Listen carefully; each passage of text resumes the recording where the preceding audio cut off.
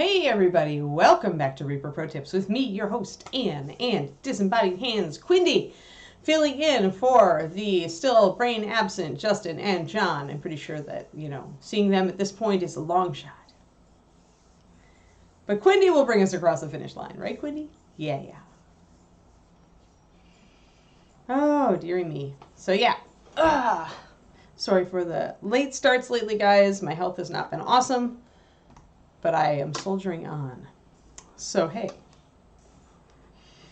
We are on our Magelet. Magelet. Hey there, lady. Long time no see. And we may get a Howling Keekster today because the Keekster is really full of beans today. And I tried to, run some of the beans out of this morning, so did David, but she is really full of beans today. So we may get some howling and some barking and some whatever. I just gave her a chew, so my hope is that the chew will keep her busy. We know that the best laid plans often goes to waste, so yeah. Oh boy. Okie dokie. So today we're going to, real quick, I'm probably just going to use a little bit of super glue to disguise my join here like we were doing last time. Just a tiny bit, and then we will begin on our basing. So let us, because we don't have time to wait for white glue to set, even though we did use white glue on the front of this. And I think I just dropped the thing. 1 second. I need to rearrange my hobby area. It is something.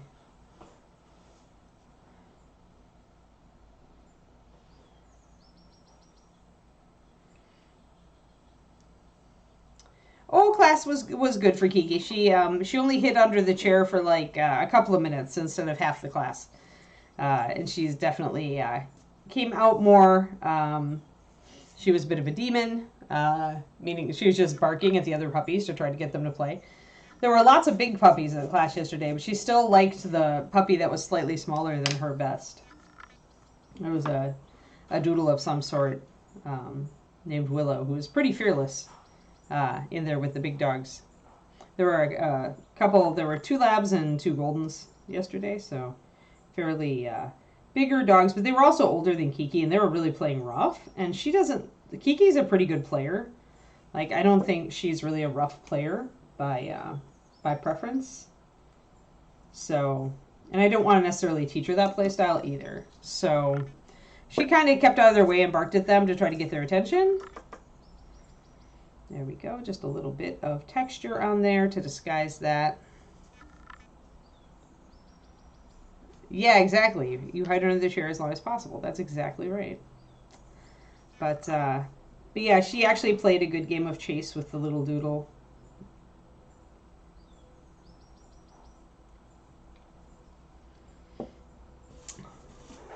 I don't know how much longer I'm going to go to the puppy preschools and if I'm going to kind of start just banking.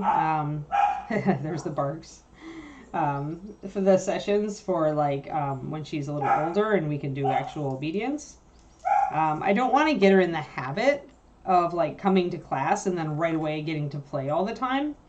Much as the play sessions are nice, I feel like they don't necessarily wind her down. I feel like it's more the opposite sometimes. We want the socialization so she's not afraid of strange dogs and she learns that they're a good thing, and that's great. I think we're getting that.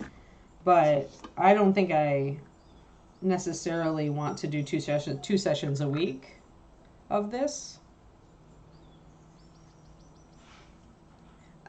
Not really, Twisted Oma.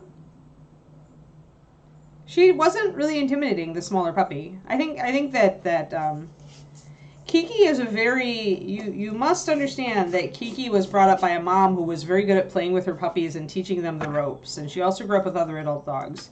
So there was a tiny golden at the thing yesterday, tiny, 8 weeks old, obviously way not able to play with any of the dogs there. And Kiki went up to it and gave it a little play bow and a bounce, and then she very gently she licked at its muzzle, and then she very gently backed off. So Kiki she's not a bully. She's not She's not the type who would do that. I think she got some really good play habits in place. So I think intimidates may be the wrong word. Is she less intimidated by the big dog or by the small dog? Yes, I would say yes. No, puppy lesson yesterday. Otherwise, yeah. Yeah, but it's, I mean, it's a play date, and then it's like some sits and downs with, you know, obviously the other puppies being distractions. But I don't know, like I'm like this about all puppy classes. I'm kind of dubious about them. All right, I'm gonna grab some cairnstone. Now, if we want to do a glowing rune here, we really can't go very light with the stonework because being going light with the stonework would make it impossible to really make it evident that the rune is glowing. So we could do a rune, but it wouldn't be glowing if we went with a very light stone like cairn, for example, if we wanted to go with more of a yellow stone. Yeah, Kiki is a sweetheart. Like she is a demon at home, but she's a puppy, as was pointed out in the chat, and she really does have a good grasp on etiquette, dog etiquette. So these classes are less for us teaching her about dog etiquette and more about us just making her see all of the different shapes and sizes of dogs and to understand that they're not scary. Let's see here. I need a gray. What do I want? What do I want? What do I want? I've got some rainy gray. I've got stone gray in here. Yeah, I do. Stone gray and cairnstone maybe. Next lady. Yeah, that's great. Yeah. Next payday, huh? Yeah.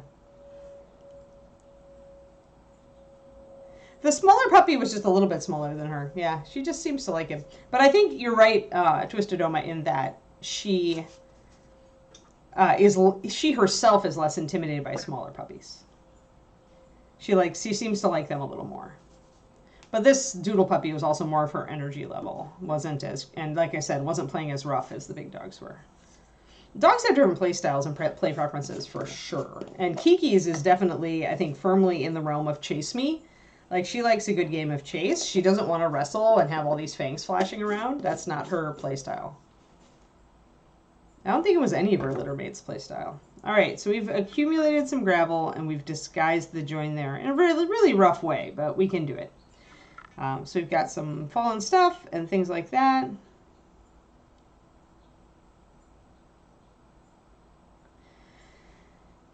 Yeah, it's I mean, if you're an experienced GM, Agent Marvel, then it's easy. I mean, then you just make them some, you know, you can customize. You can build any monster you want in 5e, just like in 4th.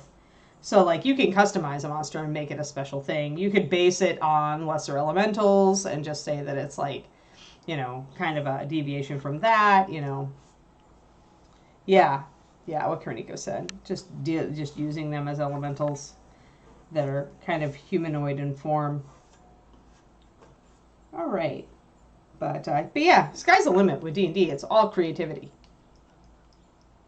Yeah, and it doesn't have to look like it. In fact, sometimes it's good if the model you use doesn't look like the monster you're basing its stat line on, because then you throw your players for a loop. Because players, they know all the basic monsters. Like, I was really impressed on Critical Role when Mercer threw a Bahira at them, and none of the players broke character to say what it was.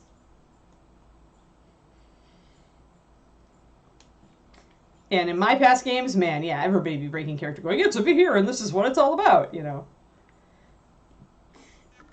But yeah, for GMs, it's often good to use a monster that doesn't look like the same as something in the PHB, or sorry, Monster Manual.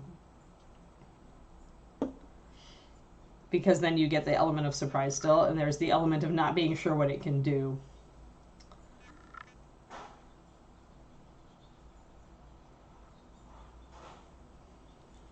Yeah, Great GM's good. I mean, watching Critical Role is interesting. Like, although the characters are all voice actors, you know, so it's, you know, they're on a different level. But nonetheless, I need a slightly darker. Where's my walnut? Where is my walnut, everybody? Walnut? I guess. Oh, there it is. Plain sight.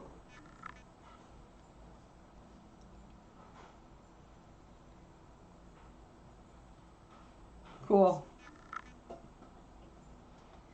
Yeah, I don't watch a lot of D&D streams myself. I started watching Critical Role only because of Bridget and her naming the litter after the puppies in the litter after the characters.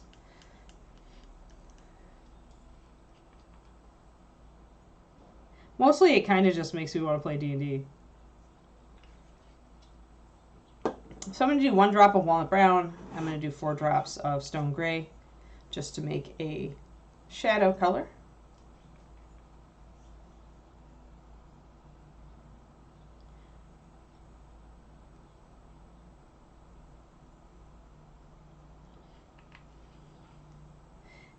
Yeah, I think you should. Oh, so bad for doing that. Yeah. Yeah, right, Kurtiko, yeah. And they do, like, players just like, they drop character and they start talking strategy, you know? Like, it's like, your character would not know that. But that's hard for some people to do. I mean, it would probably be hard for me to do as a GM. I mean, I wouldn't, like, necessarily break character and start talking strat, but in my head, I would be like, oh, okay, I know what that is. I know what his stat line is. This is what we should watch out for. You know, it's hard not to utilize meta knowledge. That's why it's kind of nice. I mean, as an experienced GM, I almost always tailor the monsters so that my players aren't, they don't have that problem. Like, they may see a here, but they're going to know that I always modify my monsters. So they don't know, even though it's kind of based on, they don't know what its abilities actually are. And I find that helps a lot. My old group is very experienced. All right, so I made a nice dark gray for that. Kind of mixed my own shadowed stone with a little less brown, a little more gray. I do want, if I put any brown in the stone, then I'm going to use glazes to do it. I typically start with a very neutral basing color, and then I add different colors to it. We've got our stone gray, 4-1, 4-1 there, or 5-1 actually, paint to water. Yeah, I mean, if you're, I feel like with, you know, I've been playing D&D since I was 9. If I can't make it up as I go along by now.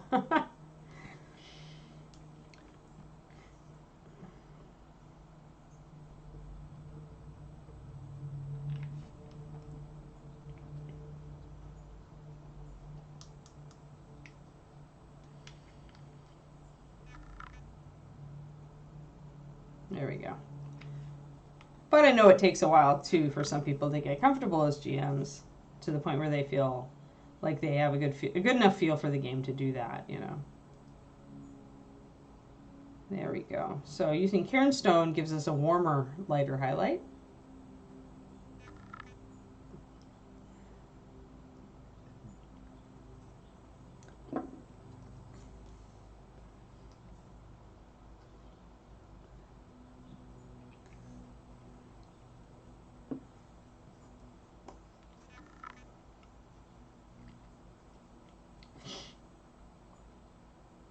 There we go.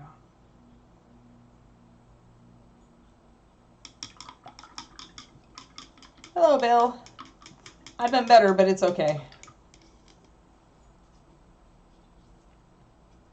It is what it is. Going back on my ketogenic diet to see if I can get my everything to calm down.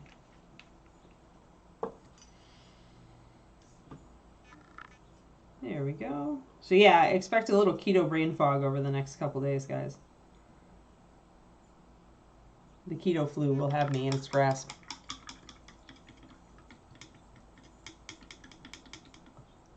It is what it is. Bringing the new puppy home was really stressful, both the road trip and then having to manage her without David for the first 5 days. And the stress is the worst thing for your health. It is. Number 1, worst thing for your health. So now I'm just on the management cycle. And yeah, we're working on it. Hoping today will be a bit better, like you do. I'm an optimist, so. Yeah, I felt also, I mean, it's what let me manage my Crohn's in the first place. So that's why I made the decision this morning, and I dropped all sugar, all sweeteners, and all dairy. Dropped all of that stuff right out. Boom! And no carbs. Except for the tiny bit of orange juice that I had to sip to get my meds down. That was it. So yeah. Yeah, Pendrake, when you go on the ketogenic diet, your body is doing a pretty big switchover in the kind of energy it burns. So you essentially kind of feel like you have a cold. Like you feel tired, a little bit sluggish. It all clears up in like, 3 to 7 days, depending on who you are and how adapted your body is to fats.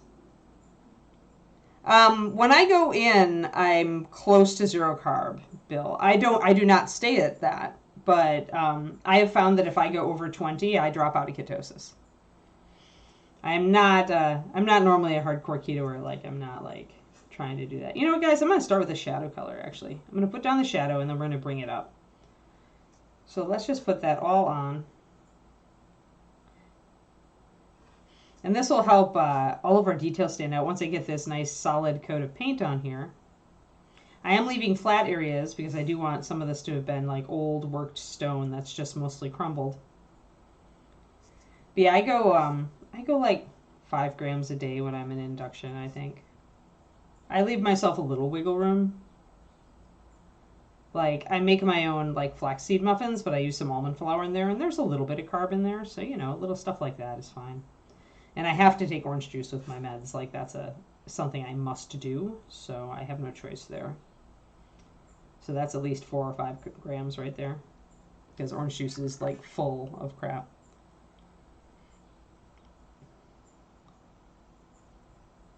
New box of what?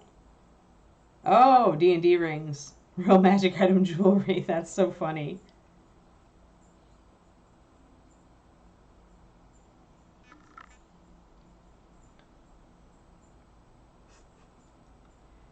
But yeah, we'll see. We'll see how it goes. If I feel better today, if I switch over to keto today and I already feel better, then I'm just gonna lump it through.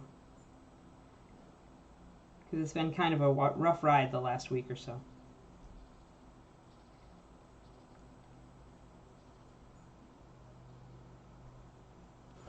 And I feel like it sucks because I have a new puppy to play with, right? And I really need, really need energy for that. Just like having a new kid, right? You need energy to play with the kid and enjoy playing with the kid. And I feel like I have not had any energy. Okay, this is a pretty good color, I think. It's nice and neutral. Doesn't distract from her, but it's also a little warmer than your standard gray. It's got more brown in it, so it's actually, I feel, good.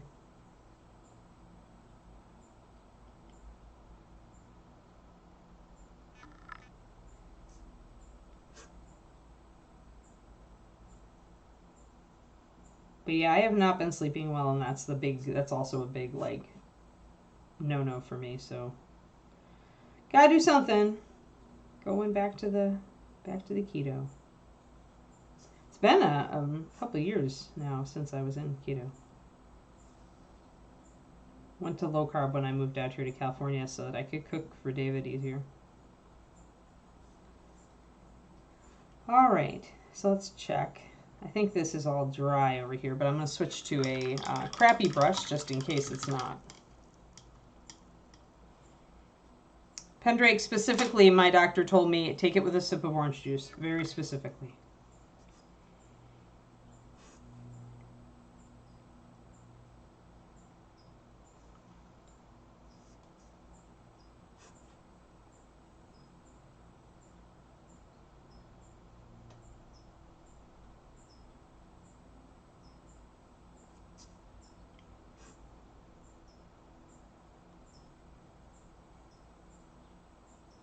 Low carb means for me less than 50 grams, Bill.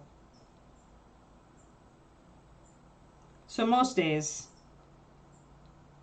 I'm at 50 grams or less. I would say the only day I might go over 100 grams is if we go out to eat. And we have dessert and stuff, But in general, my body is much happier on a low carb diet. I have learned this. My skin is better, my energy is better, everything is better, pretty much. Interesting, Big Apple. Yeah. Yeah, exactly, Cornico. And it destroys you, right? Because sleep is like the thing that recharges you. And like when you don't get good sleep, like it just like impacts, it just snowballs into all areas of your life. And it's so frustrating, too. It's frustrating because I was getting really awesome sleep before the puppy came. Like, really, really good, according to my Fitbit. And according to how I felt. So I just dream of getting back to that point. Alright. So yeah, use a crappy brush if you have at all used fresh glue at any point. You can see, oh, I had not glued down that little foot, so that I do need to glue her foot down and blend it in. May have to do a little bit of green work there. Yeah, but I've also found, Bill, that I can totally have a restaurant meal and then just go back, and I don't like drop out of keto because of one night of binge carbs. It takes a little bit more. It takes like 2 days of me blowing my carb budget to start to slide me out of keto. One day doesn't wreck me. Which is nice, because then, I'd go out for dinner, and then I'd just, I stick as low carb as I can when I go out to dinner, but, sometimes you just can't. Or you just want that chocolate cake. Sometimes the chocolate cake wins, guys. Sometimes it does. Yes, I also nap. I mean, I was doing power naps even before, but now they're a necessity. Yesterday I laid down for just a few minutes and it turned into an hour and a half. I was like, oops. It was after the puppy and I got home from class and I finally ate something because it was actually kind of a weird, it was a noon class, so I didn't eat lunch before we went. I didn't have time. So I ate food and then I laid down just for a minute and it turned into not just a minute. Alrighty, let's touch up this other side here. And then we are ready to think about, where are we?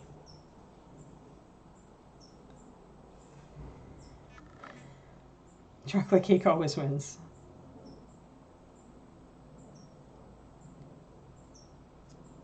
I'm a pretty light sleeper anyway, Twistedoma. I've always, all it takes is the slightest beginning of a vomiting noise from a dog or a cat, and I am awake. It doesn't even matter. I've always been a light sleeper, so I kind of got that from my dad. He's also one. It kind of sucks sometimes, but it also saves you during pet disasters. I talked about it a little earlier, Pendrake. She's doing okay. She's getting very comfortable. I'm not sure how many more of these I want to do with her, though. Because it kind of gets her accustomed to coming to class and playing. Having a big, long play session. Yeah, for sure, no man.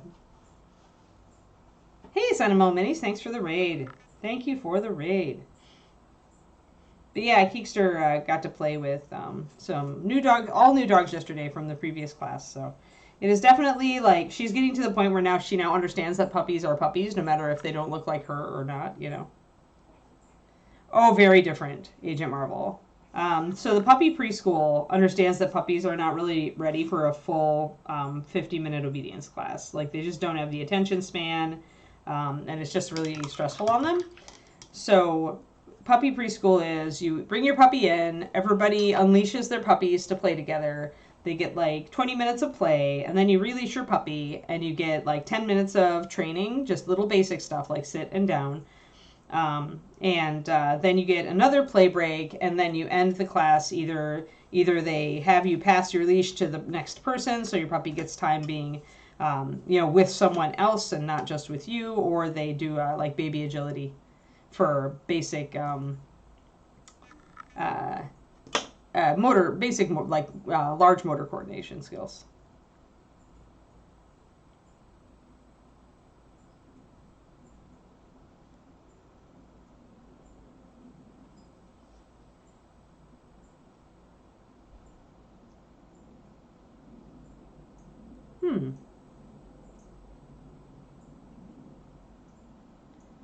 Well, technically, the nutmeg itself gives a flavor. I can see why they wouldn't have vanilla, just because vanilla is orchid bits, right? The Amish would not have access to vanilla orchids, I'm pretty sure. I could see why that's a thing. All right, so we've got this, but now I feel like I want some shading on this stone to bring out some of the details. Since I started with that, I I can also just highlight it up. Let's see. Yeah, I think this is, I think I will do a little bit of shading. Now you could use any walnut brown, rogue shadow, brown liner, any of the brownish liners would work for this. What else do I have down here? Anything interesting? Also, it would depend a little bit on what you, like what environment she's in. You could use like a colder color, like a gray liner, or even, maybe I'll use, you could use a bluish color, but that would change the feel of the base. And I don't know that I want that because of the fact that blue is already on her. So you could do it, but just be aware of what the colors of your piece are. I think I'm going to go with a brown.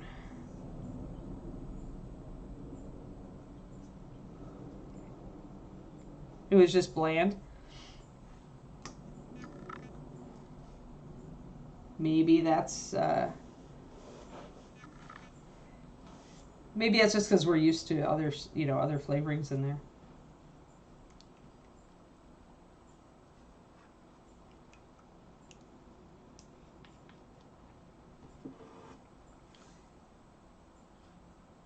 It's like when you go to a low sodium diet and everything tastes bland because you're used to more salt.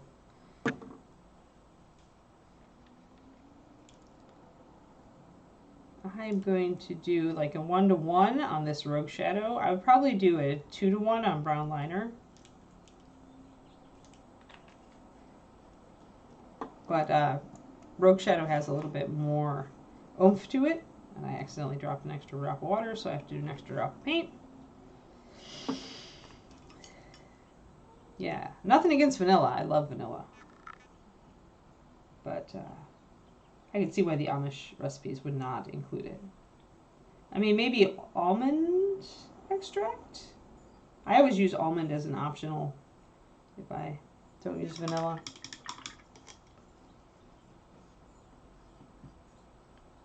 But again, not sure if that is in the, if you're trying to stick to the Amish recipe.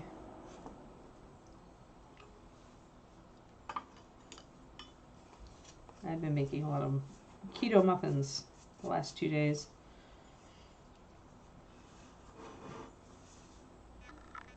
I made one with Indian spices, and I really like it.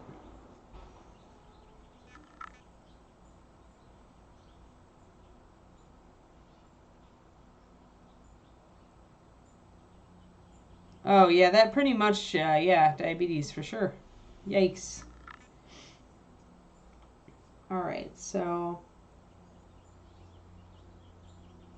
I just want to shadow some areas, especially like the cracks in here and stuff. I want to bring out some of these side areas. I'm going to make them even darker using my thinned down rogue shadow. And we'll see if it's too thin. If I can't see the difference, because I don't want it to be super harsh, but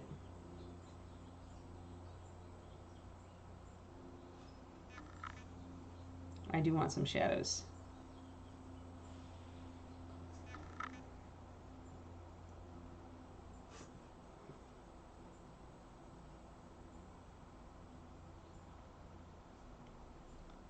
And I'm going to get all of these interior areas.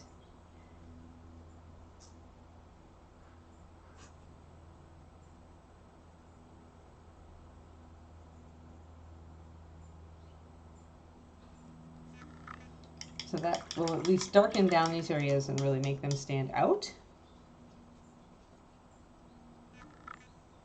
And this ledge actually falls right under her, so although there is some room for highlighting the stones that we put in, I do want to paint this dark.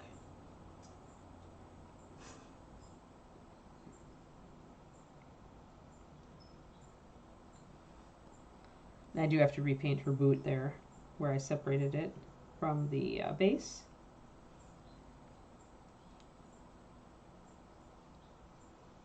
Ah!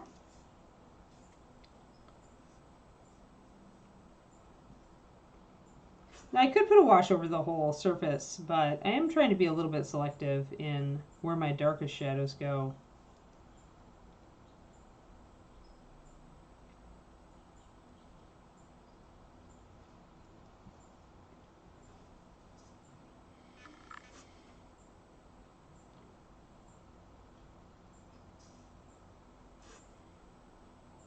Now cork will absorb liquid, so this paint is actually soaking into the cork layer as well as adhering to the top of it. At least the fluid in the paint is soaking in.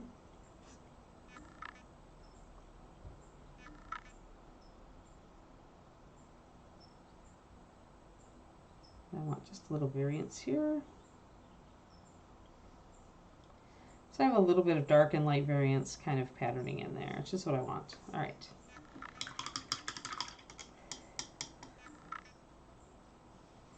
Now, once I have the paint on, I can see that, you know, some of the cracks that I put in are still evident. That's great. I'm going to grab my basic stone color and kind of paint just flat over the top of the areas that I want to be the ruined, previously dressed stone. Paying attention to where the chips are taken out of it.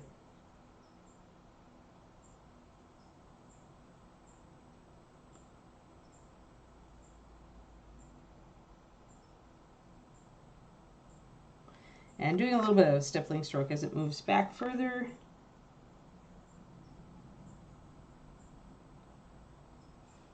Kind of blend it in if there is an area of shadow under there.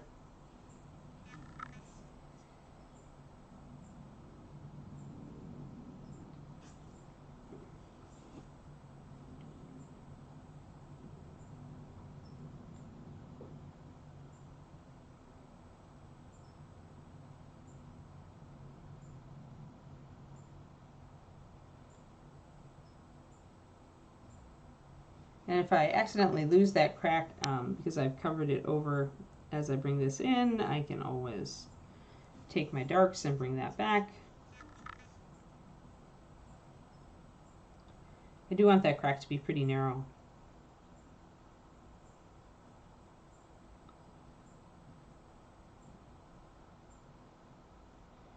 All right, just a little bit on the other side. Now the top is the other flat area.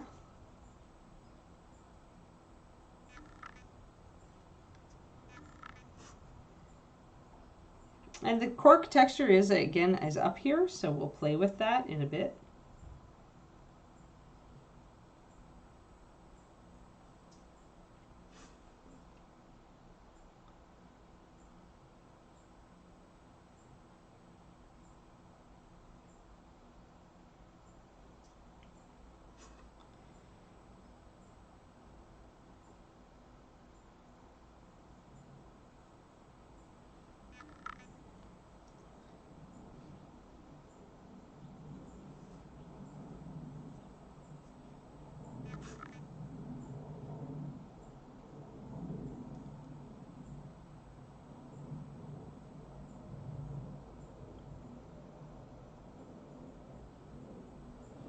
I just put a little ring there that she's kind of standing on.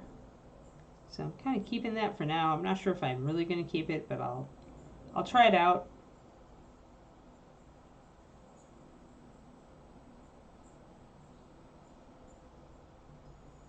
Just switch up the dressed stone a little bit as it gets toward the edge.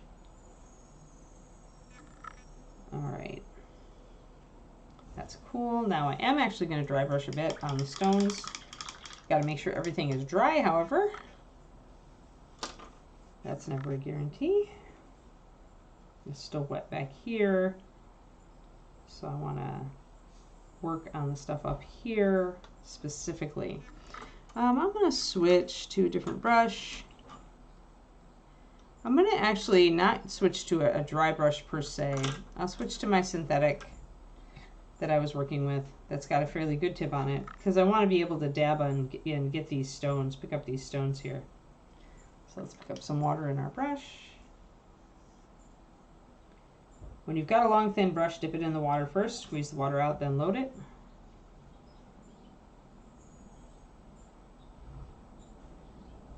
When I'm working with these little stones, I find that I can have a better time if I'm picking out the details manually than if I try to dry brush them.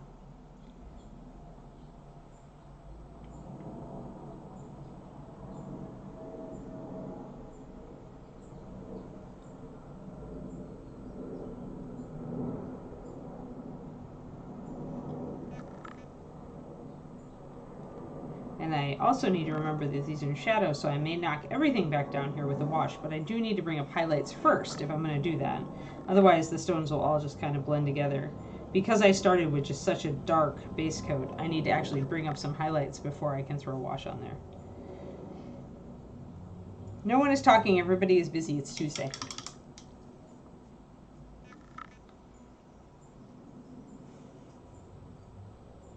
I assumed everybody was just busy with their stuff. Busy with stuff.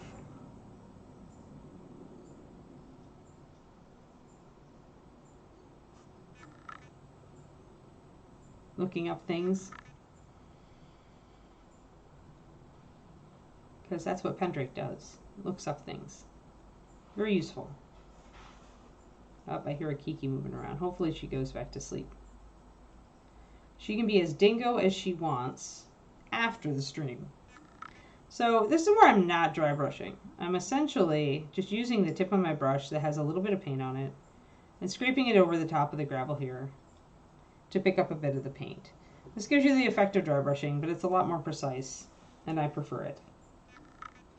Often I will use a card, kind of keep a card around for that purpose, to unload my brush, kind of similar to dry brushing, but I'm always keeping it a lot wetter than you would with a dry brush. Really, I'm just looking for that little bit of breakup. Hideously unhealthy Scottish foods. Yeah, a lot of people watch while they're at work. It's good.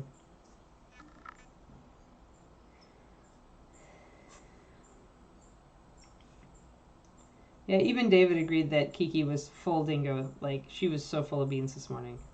She's trying to dig to China in the backyard. She's found one spot that she wants to excavate.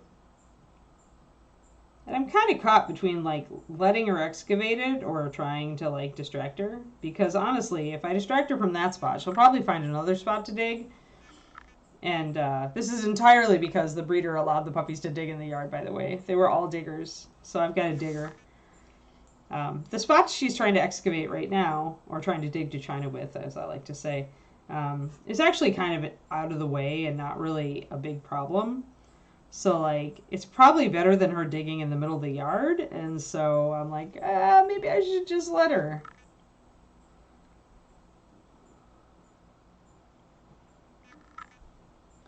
Because, you know, do I really care about that, like, that section? Like, it's not near a sprinkler system.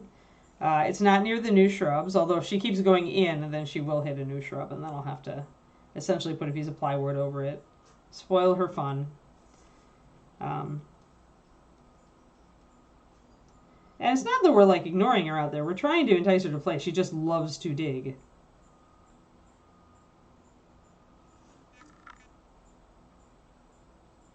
Yeah, pretty much, because dirt is tasty. Dirt is full of flavor. Didn't you know?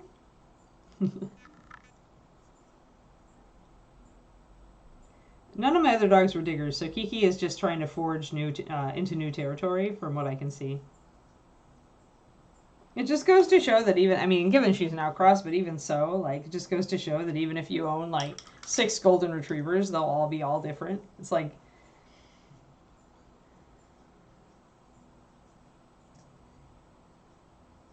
one of the dog trainers I read is like, you know, never try to train never assume that your new puppy is going to be just like your older, you know, your old dog of the same breed.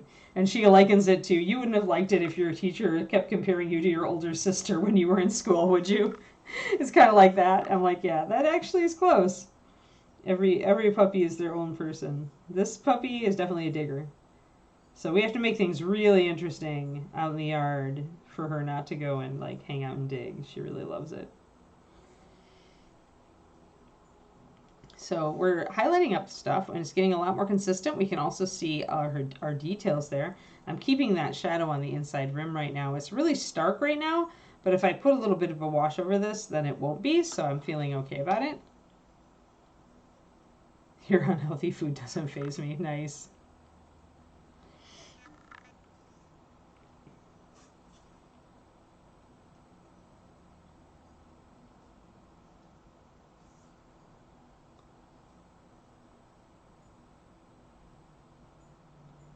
So continuing with that little side brushing technique where it's just not, I prefer this just because it's more precise. It's like, I don't have to like wreck a brush to do it, like with dry brushing. And I have pretty precise control over where the paint goes.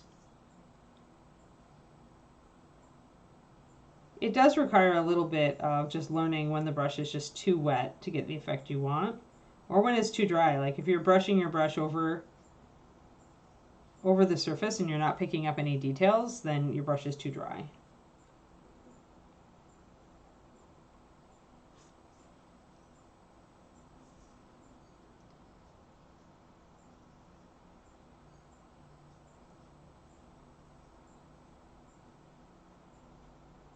Now I'm going to check my back here. And we are in a better position now. Everything looks like it's a lot more dry.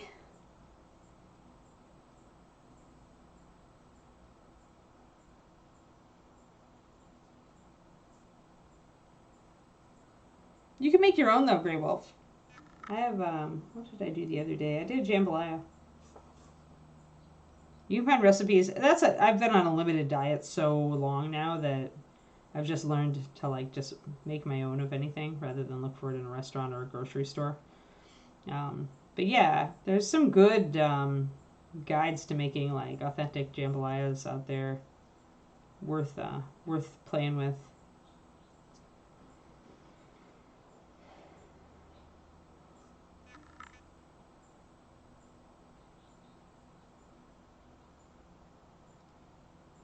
Can't date to China from 94. I'll let Kiki know.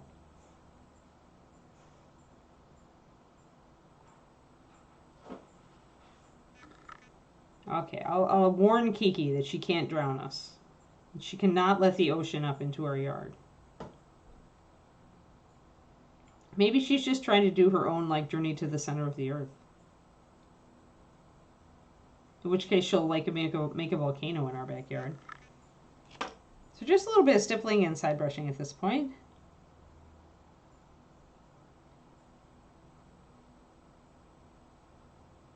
Duck tongue. Yeah, you don't think about ducks as having tongues, but they do, I guess. How odd. That's the kind of thing somebody would label as a delicacy so that they could actually sell it. I'm pretty sure that's how delicacies, quote unquote, came about. It's like it was just weird and nobody wanted it. So somebody came up with the idea that it was a delicacy. Only special people get to eat this. And then everybody bought it. Or at least people who could afford it did. So I've yet to hear about a delicacy that I really, really enjoy. 3 years! Oh my god, okay, let me get my like 2 cells of energy together here. Shadow Spawn. Triple sub-anniversary, triple sub-anniversary, triple sub-anniversary, triple sub-anniversary. Amazing. Round of applause. Round of applause for Shadow Spawn.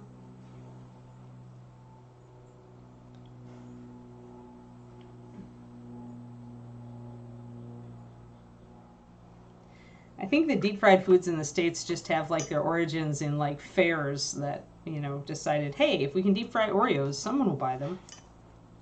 Like me. Yes. Welcome to the 3-year club.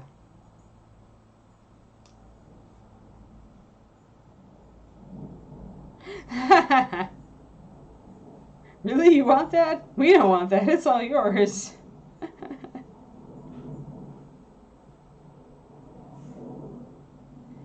Actually, Kodiak, and I would also say that with chicken thighs and wings, I agree with the wings for sure. You know, like buffalo wings totally made chicken wings a thing. But I think also with the thighs, specifically like when the low-carb diet stuff, which has really taken off in the last decade, right? And low-carb, you don't want necessarily, you want the fattier food, including the fattier protein. And so chicken thighs were just like more... you know, they had that higher fat content. And they're also, I think, like, they're just more flavorful, right? So when the low-fat diet kind of went out of fat a bit, I think that chicken breasts suffered a bit. And the thighs, now the thighs are as expensive as the breasts in our stores, which never used to be the case. Yeah, David agrees thighs taste better. Yeah, pretty much, Quindy. Putting things a lot of fat makes them great. Yep. But yeah, I remember, because I remember when I first started keto and I was like, oh, the chicken thighs are actually cheaper. This is great. And now that is not the case. But now there's all these, magazines in the grocery stores going simple keto diet and eat low carb for health and stuff like that, right? So I think that's part of it.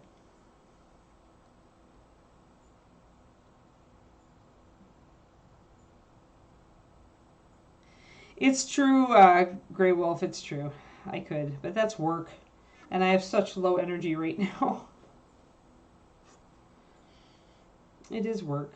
I even have a cleaver. I mean, I'm sure that I could figure out how to dismantle a chicken in extremely quick time. If we fed Kiki raw, then maybe I would learn.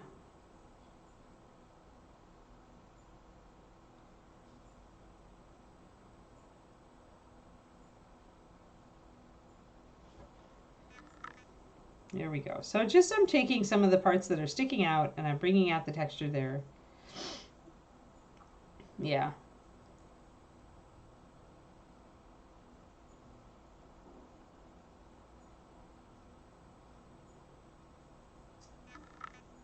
Yeah, I remember. That's Jan from Jan Can Cook, right? Jan Can Cook, so can you. I remember him from when I was a kid.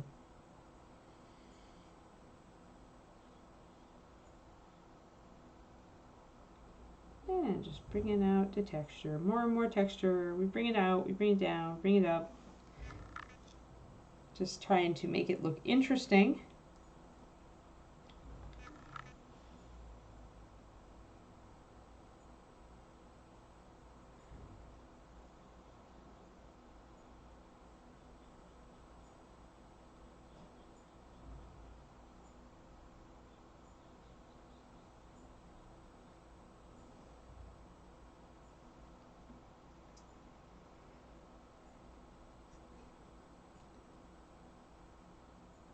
So stone gray is really a great stone color. It it essentially takes care of the thing where don't use a straight gray, always mix a little bit into your gray if you want it to look more natural.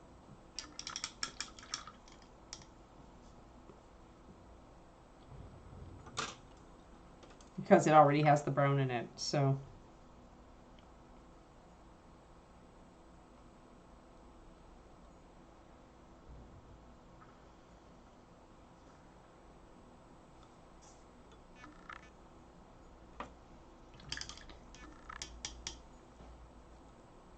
Oh, it started again last night? Okay, then David and I have to start watching. I didn't realize they'd started a new season. That's fantastic. In fact, I need to text David about it immediately. Thanks for the heads up on that, Kariniko.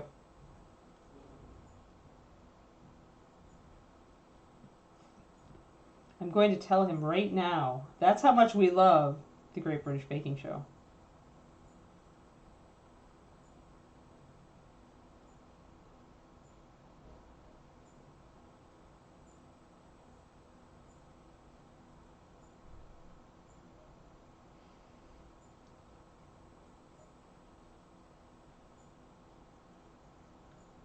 There. Exclamation point, exclamation point, exclamation point.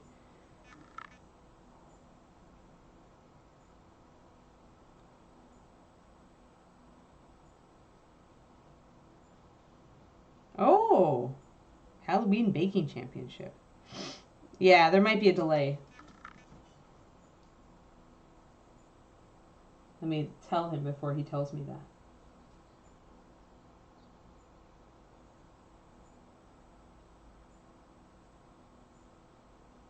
And if somebody here does not know what the Great British Baking Show is, you need to go watch it now. All of its seasons.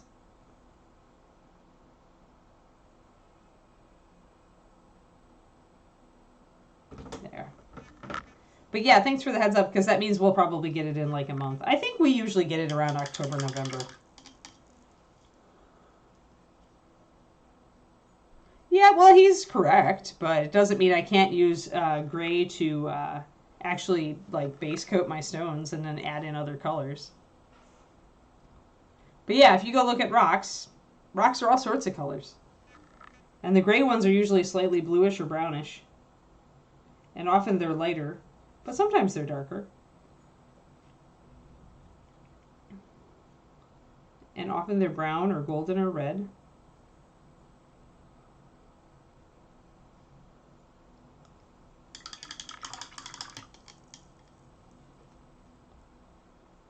Yeah, they're all freehand, lady. We chose alchemical symbols. I'm going to grab a brush that's already a little bit craptastic. Maybe I'll use that brush. Maybe I'll use my... Actually, you know what? I do have a GW dry brush sitting here. I guess I could use that. It just needs to not be precise. Like, I can't hit anything precise with it. Thanks. Yeah, I finished a lot of models, lady, and they went to ReaperCon, so there's a lot of stuff that was probably in progress when you last watched that is actually already gone to Texas.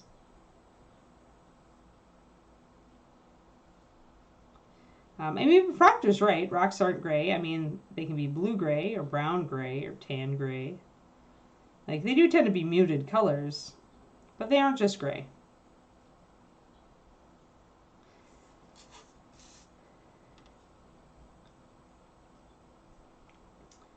And I mean, if you want to paint really realistic rocks, you figure that out. However, unfortunately, when we do all those different colors of rocks on our bases, we can distract from the model. So we kind of have to plan that if we're going to do it. If we're going to do the realistic rock coloration, we need to kind of plan it into our color scheme.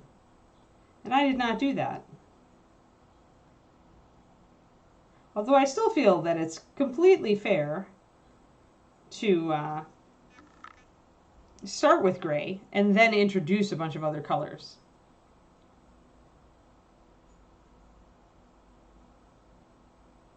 A pilgrim hunter on a dire turkey. Oh my god.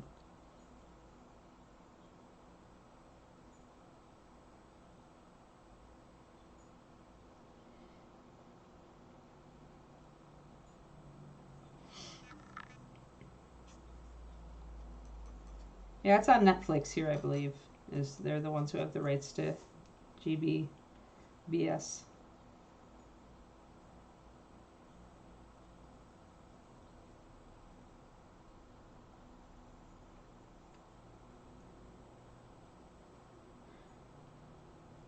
I feel like the last season was pretty darn good, so I'm looking forward to this season.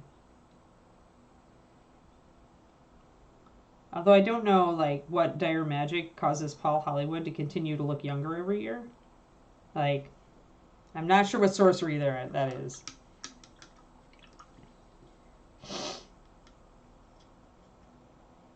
Yeah, it's hard to find a good vote off the island show, Pendrake.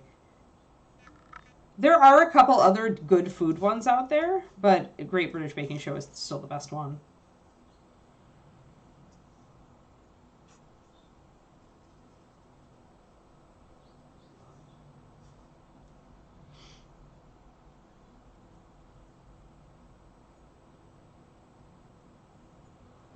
I used to watch a shooting one when I lived in Texas because my ex was into it. It was actually kind of a fun show, and the people on it were cool. And it was kind of neat to have the target practice elimination stuff. There were some cool challenges. Yeah, Top Shot. I really liked that show. Yeah, Paul sold his so long ago. Plainly, he's got a painting in his attic, right? I'm not complaining, because he's awesome, and I want Paul Hollywood forever. But, you know. Yes, you can see it in his icy blue eyes. Yep, agreed.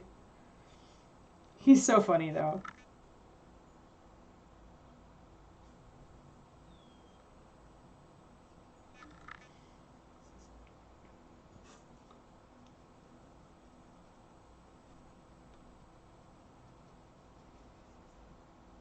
Alright, so let's take our slightly lighter color. This is more of our Cairnstone color mixed with our gray. We're going to kind of bring up a little bit more of some areas. I like painting rocks, so I could just paint rocks forever. It's fun. It's fun and stress-free. Yeah, I like Maryberry, but I really like Pugh, so I think Prue is just wicked sometimes, and I think she and Paul play well off each other. But I really liked how encouraging Mary Berry was. So I think they're both good for the show.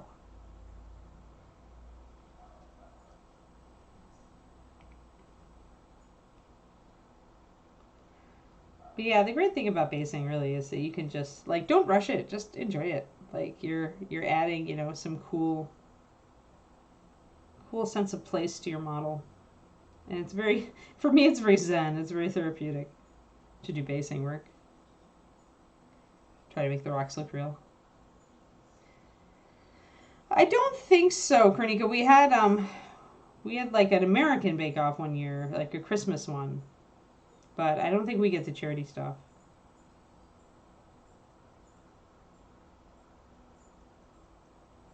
We are limited. Limited in what they will show us. They will not share all of their Bake Off glory.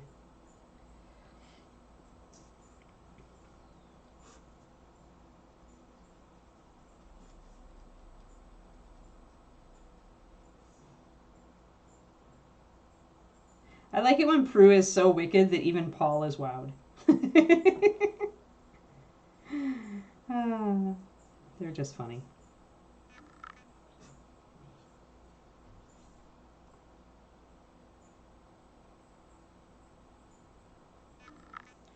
Got a little bit light there, so we'll see.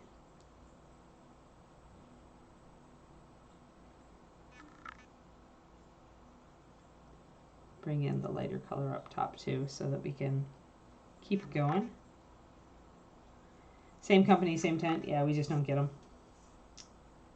I'm going to knock that down just a little bit with a bit of wash. There we go. That's better.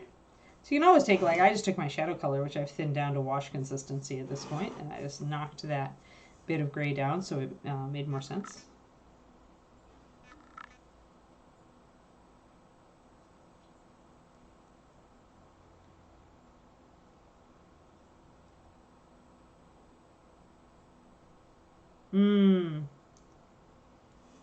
Yeah. Yeah, I hate the paywall channel things. We do it sometimes for just for specific shows. So the Games Workshop dry brush is a great example of what a crappy synthetic does after just a little bit of use. Hold on. This brush has not been used for much, but it is definitely having issues at this point. So like this brush has hardly been used, but a really bad, like a cheap synthetic will start to go this way, the way of the dodo, very quickly.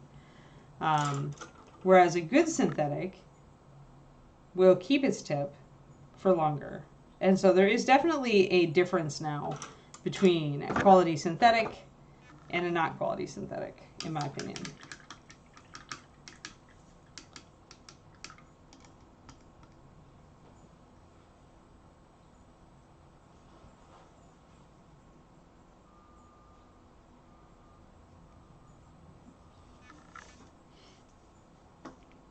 All right. Yeah, if you can find more than one thing to watch on a channel, then it can be definitely worth it.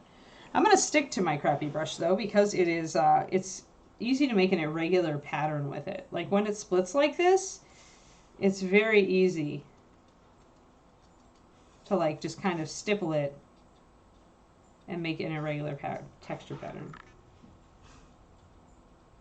And so that can be good for stonework, being able to just do that.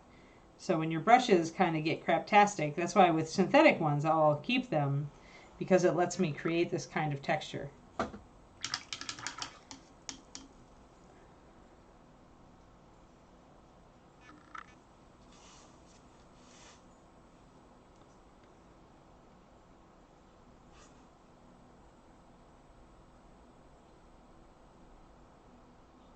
And then I can go in and do that same thing, but actually do it on the surface.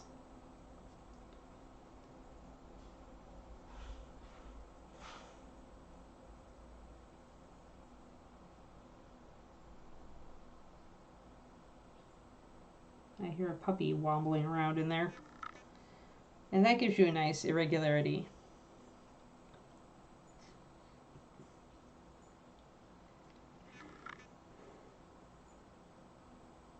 Yeah, David doesn't like mysteries, sadly.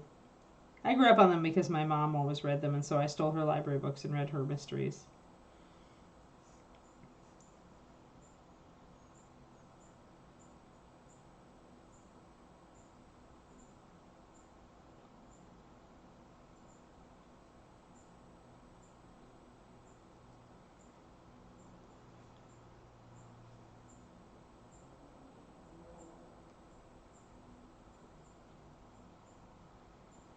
Just bringing up some of the detail here.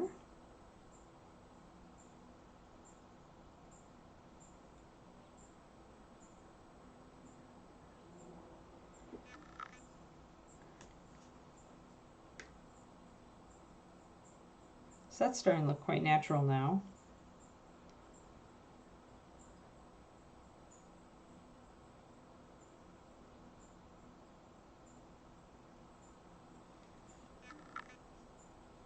I want to get a little bit of my standard gray back here, just to bring up a tiny bit of the texture on the shadow side.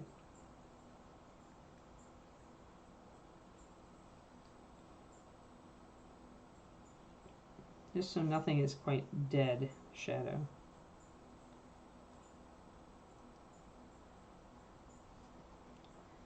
And then we'll back up.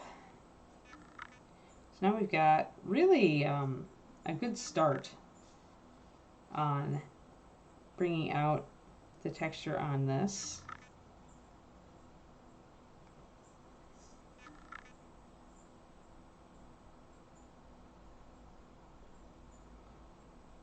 I grew up on Murder, She Wrote.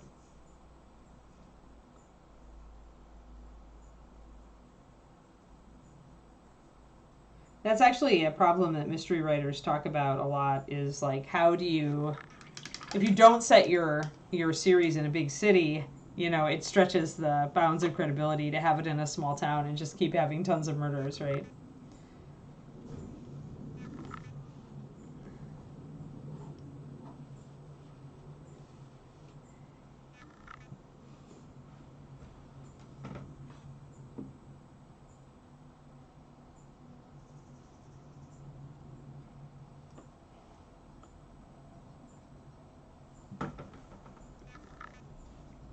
Alrighty. So now I want to continue. I put a little bit of my lighter gray here. I want to bring that around a little bit.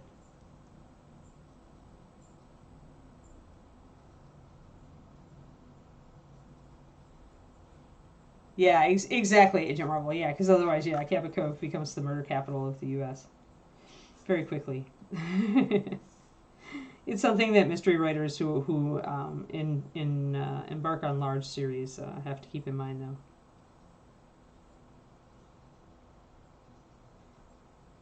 Figure out some way, either to base themselves in a large city, or to figure out a way or a lifestyle that causes their sleuth to travel.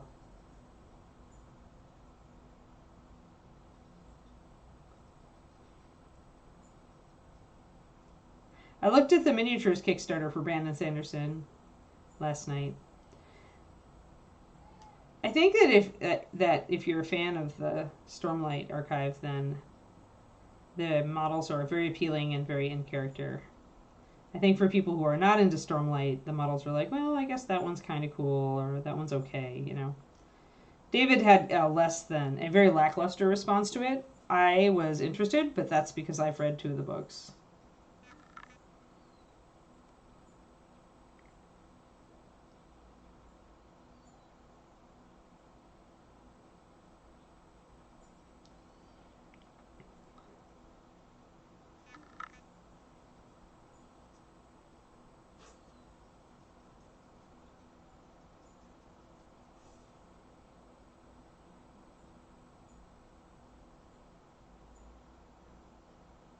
And I'm going to get the edges a little bit just to make them stand out more. And I'm going to bring up some of this stuff along wherever the light is falling.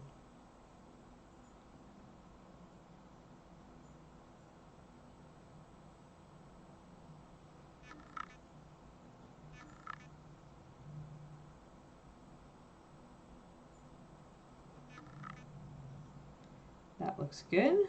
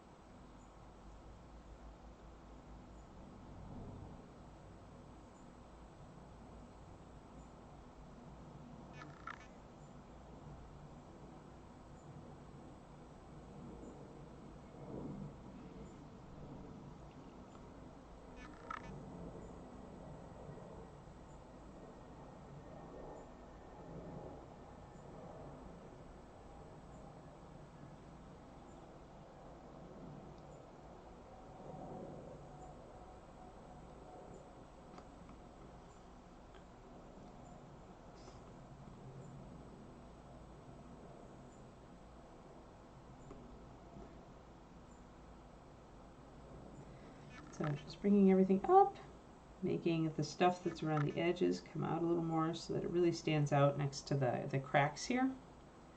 So like just doing an extra edge highlight there, really, so that the cracks and pits all stand out a lot more. More stylistic than realistic, but it makes it look good, then I'm going to do it. It does look like a dusty, dirty old ruin, doesn't it, though?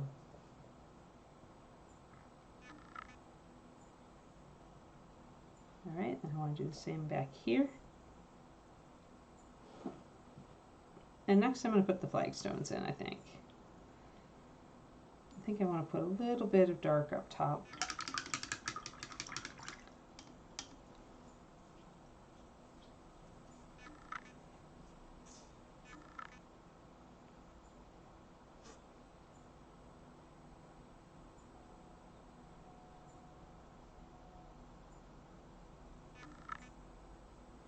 Now using Rogue Shadow on this will give you a bit of a reddish hue, which is not bad, as Michael Proctor says, rocks are not, they are not gray. So now if we use the Rogue Shadow, we can start putting in a little bit of color.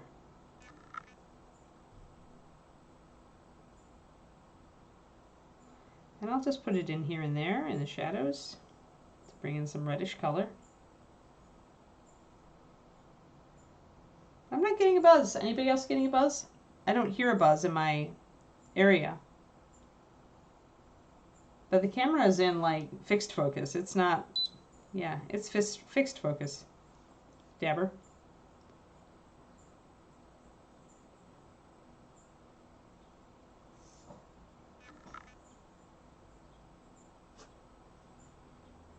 A little bit of red in this area.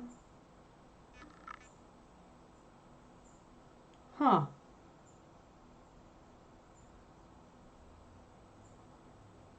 Maybe it's the light. Hold on. Maybe you guys are really picking up. Try that. How's that? There's a fan like way out, like way in the other room.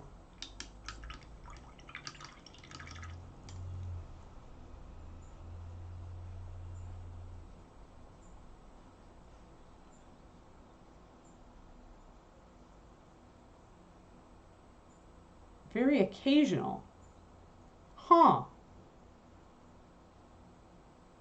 Well, it can't be the fan in the other room then, because that's going non-stop.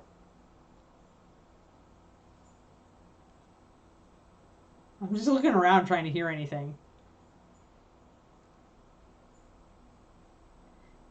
Okay, so if me moving my light fixed it, because that's the only thing is like the LED light may have a low sub auditory like hum, right? So if I move it away from my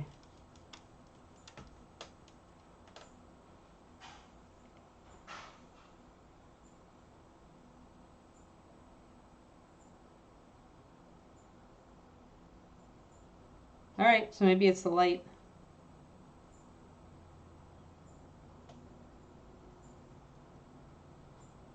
Well, if it, the only thing I changed was the light. So if it now goes away, is because the light was really close to my mic.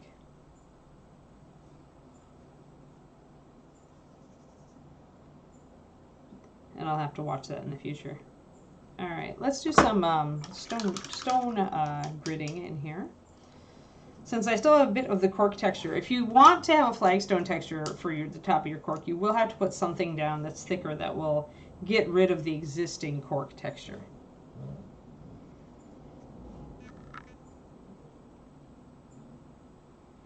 I want a darker color. Walnut sounds good.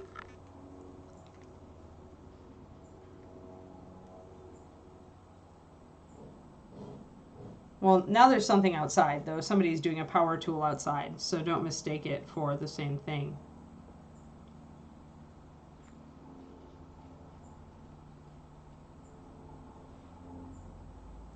There's also an airplane. But yeah, the only thing I can think of that was close to that is like the light was very close to the mic. So move that.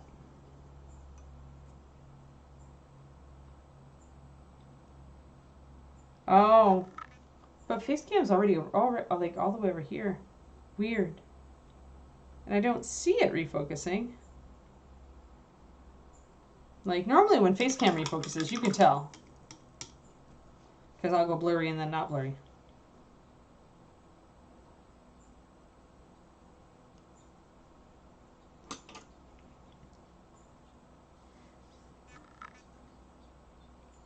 Alrighty. Let's thin this down just a little bit and then let's trace in some flagstones.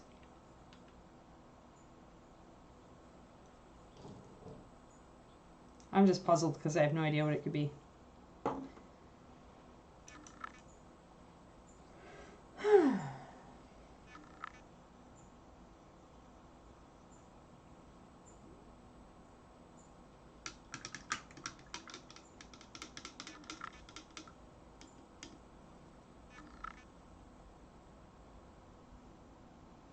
Yeah, and I'm not hearing any differences. Here, right here, I can't hear anything.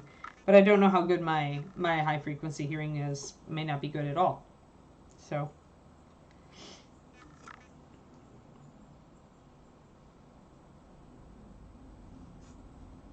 Alright, so back here we can see our cork texture a lot more than up front. So I'm going to capitalize on that by essentially painting along the lines. And using it to create some kind of cobbled stones.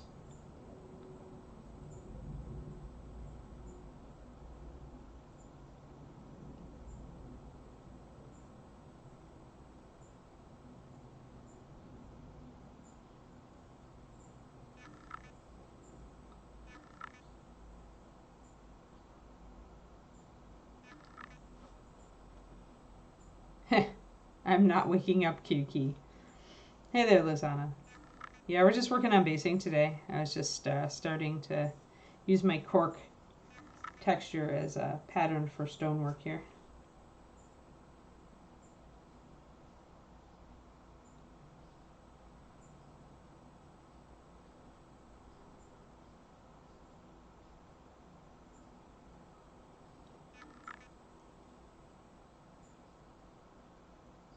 It's really weird. Because we don't have AC or anything, so it's not like some sort of ventilation system clicking on or off.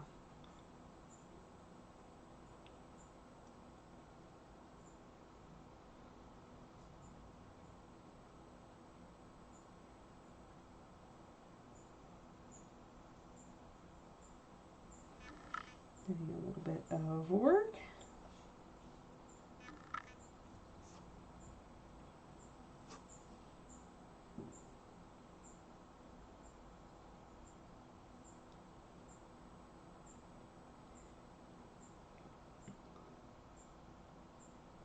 I think I need to start teaching Kiki more stuff. She's like mastering all of the early stuff way fast.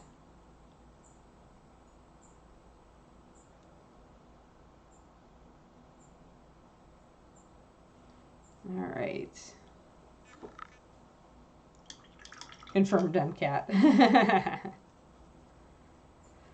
Oh, bye, Grey Wolf. Totally missed that he dodged out.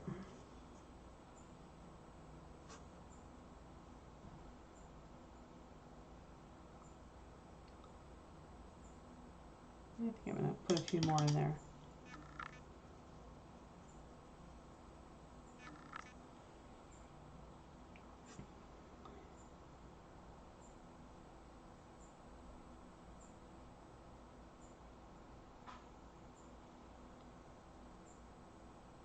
That's pretty good. All right. Oh, meeting time. Bye, Crowley.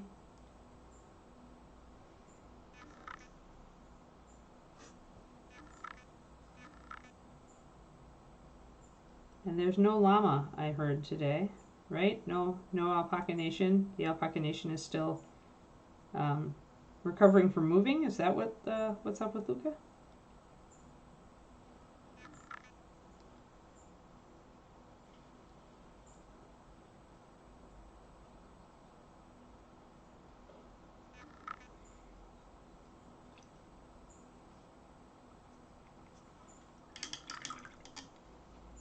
Doesn't have internet in Spain yet, huh?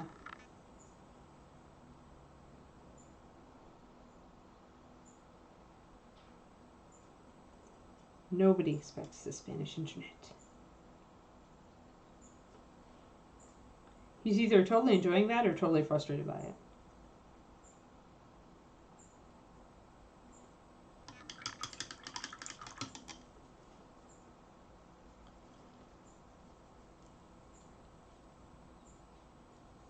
He moved, didn't he?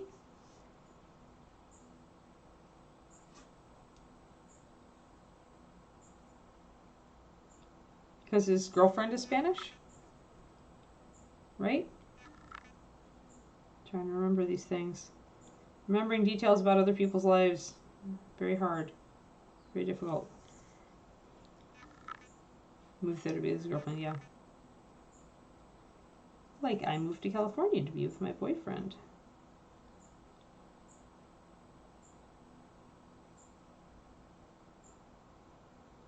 He's putting a little bit of shading in here so that I could have some variation. So I got a little bit flat up top there. Will he have to change his accent?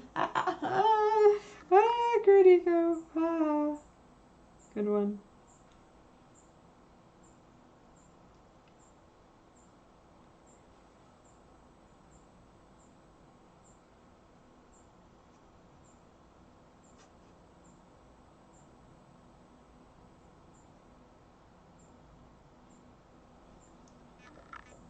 There we go. That makes it look better. Well, geographically, as far as distance-wise, Polly, yes. But of course, there's probably more like government stuff, right? If you're moving countries and you're not a resident, I would think that's a little bit different.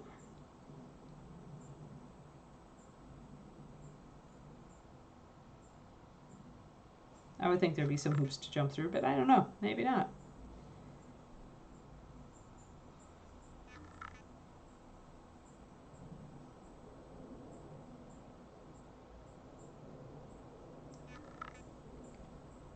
There we go.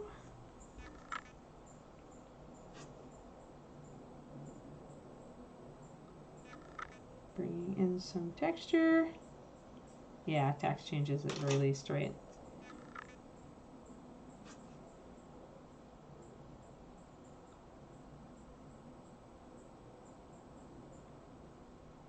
I wonder if he gets better taxes in Spain.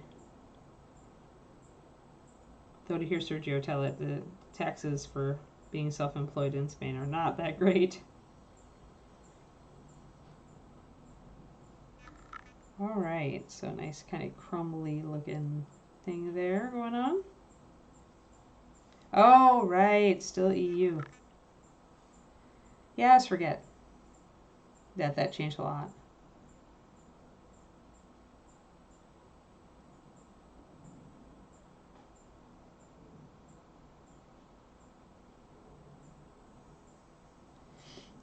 No, Dragon Black is a little bit colder, Bob and Julie. Pure Black is our strongest, highest pigmented, pure carbon black, pure coal black. So it's lamp black pigment all the way, high solids, very, very highly pigmented. Dragon is actually got a little bit of a shift toward cold, toward bluish in it. I try to make all our blacks just a little bit different because I hate charging again for like something that's the same color. Now that I'm not there, I cannot vouch for anything that comes out from here on out. Noir black is faded t-shirt black. Like, it's really meant for if you want a softer black. It very much looks like black. Then the advantage is that you can actually shade it just a little bit by shading it with pure black. But I mean, you could use noir black instead of pure black on your models and it would work just fine. It would essentially become the darkest thing on your model, and so it would read as black.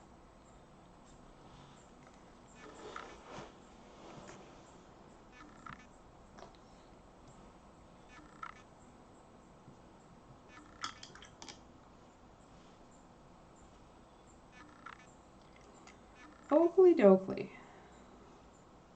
I feel like that's so dead. I need something there.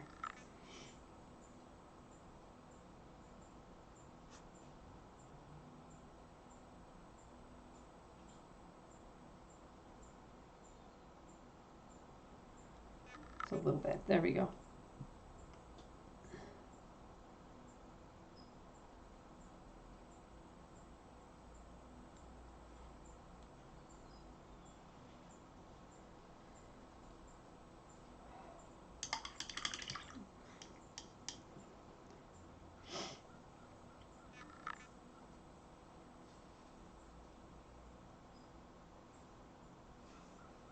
Alrighty.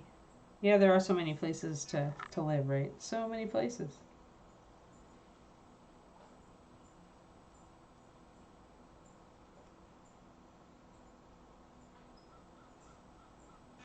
Alrighty, now I want to bring this up a bit. I'm going to grab my cairnstone and use it as an actual highlight, thus bringing in some yellowish gray into the gray. Oh, we're almost out of stream though.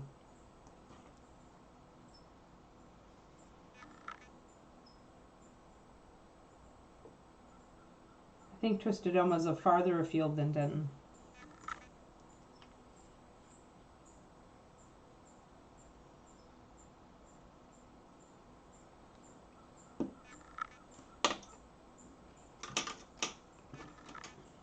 Alright, I'm going to thin this cairnstone down. I'm going to do it about a 1:1. I'm going to start at a 4:3 though, because I haven't thinned it like this before and I want to know.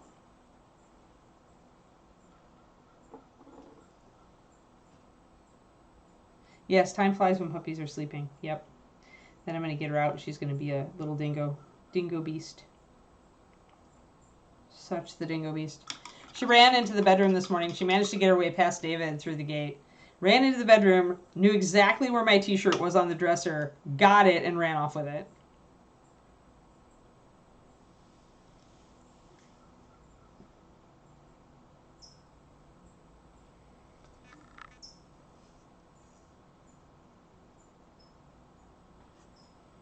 Alright, I want to see if this is too light.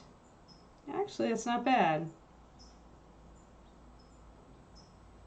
So a 4:3 paint to water on the cairnstone gives me a more subtle highlight.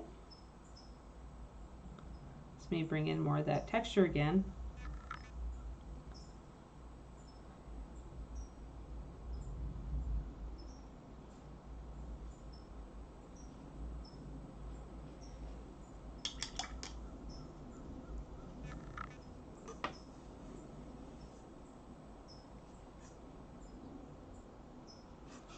I think I want to get just a little bit more cracked here.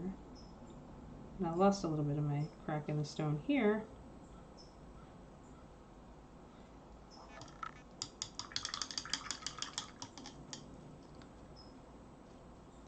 Yeah, I don't remember where ours was when I was in Wisconsin. We don't have one here.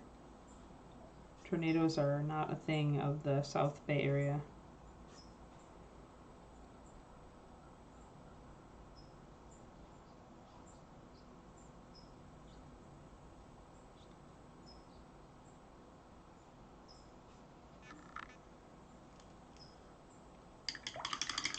Might have to call it there before we do any vegetation or anything, and I was gonna do the rune right here as well. Maybe I'll sketch in that rune in white real quick and then we can call it, since I had to stop early yesterday.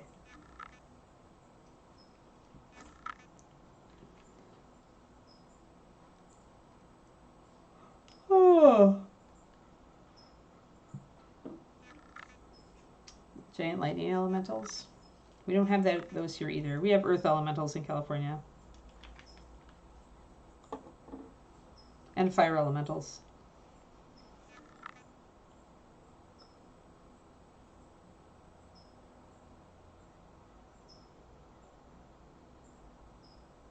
Alright, that's good. So 2-to-1 white. Alright, so which rune do we want to do, guys? Let's see here. I kind of like the pointy rune, but that one would be good too. the X with the diamond.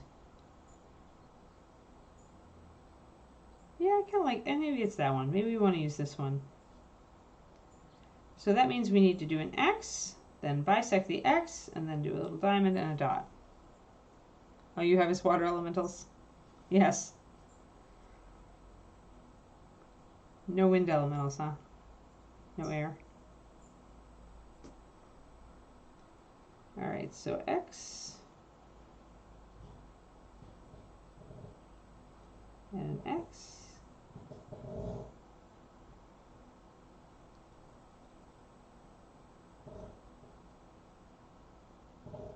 Oh, our neighbors may be starting yard stuff. This is a good time to stop soon.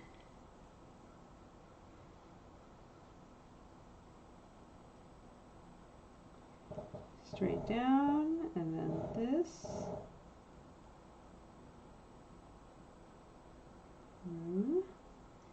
And then this. So I still have dark enough stone that I can bring up the rune here.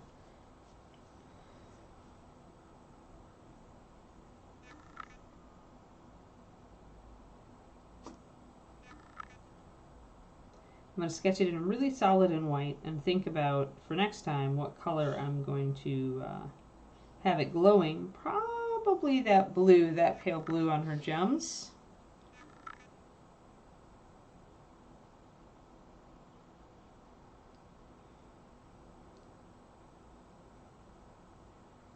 Want to get it really nice and solid, nice thick lines.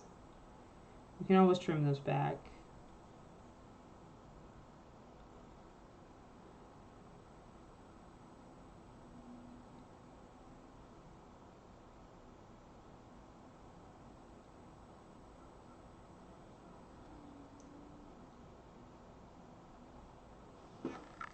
So like so.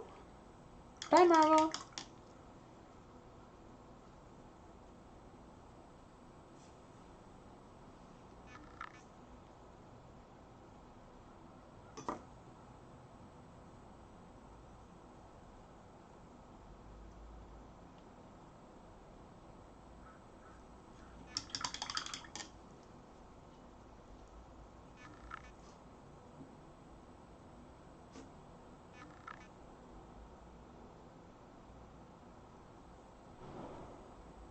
Alrighty, I think that's pretty good. I think that's the size I want it. When I look at her, when I zoom out, that's enough to add some nice detail to the front of the base, but it's not enough to overwhelm anything, and I could take this pale blue that's on her gems and make it glow that color.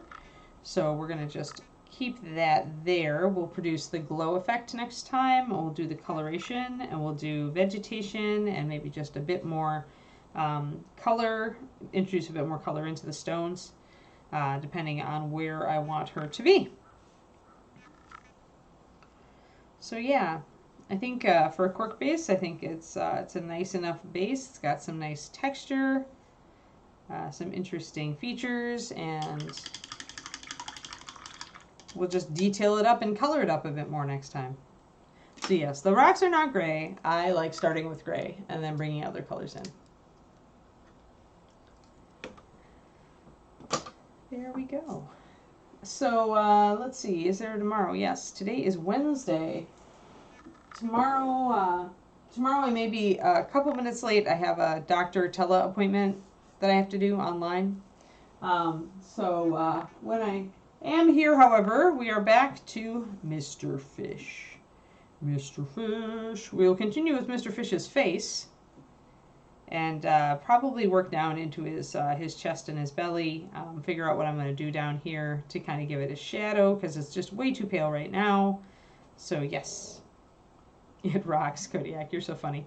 But yeah, so Mr. Fish will be in. Speaking of elementals, speaking of water elementals, Kerniko, Mr. Fish will be back tomorrow. So yeah, thanks everybody. Thanks for tuning in. Thanks for hanging out. Thanks for being you. And thanks for letting me know that the new Bake Off season is coming, Kerniko. I appreciate it. I always look forward to it. Alrighty. Yeah, bye everybody. Have a great one.